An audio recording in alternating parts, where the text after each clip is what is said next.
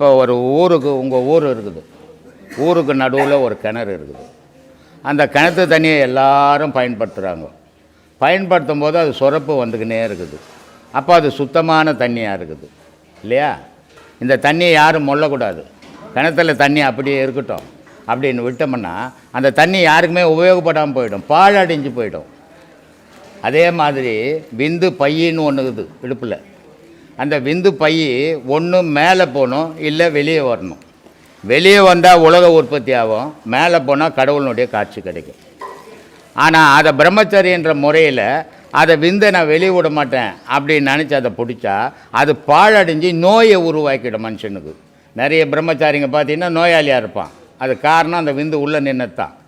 ஒன்று விந்தை மேலே ஏற்ற ஒரு வழி தெரியணும். வழி தெரிஞ்சு பிரம்மச்சாரியம் கடைப்பிடிச்சின்னா தப்பு இல்லை.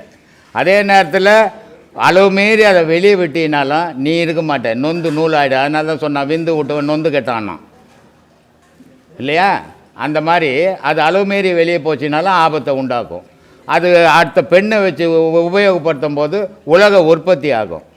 ஆனால் என்ன தான் எந்த கிளேடி பிரம்மச்சாரியத்தை கடைப்பிடிச்சாலும் அவனுக்கு ஆட்டோமேட்டிக்காக விந்து 15 நாளைக்கு ஒரு வாட்டி வெளியேறிக்கினே இருக்கும். அவன் ஒன்றுமே பண்ணுவானா, தானாகவே போயிடும் அந்த வீட்டில்.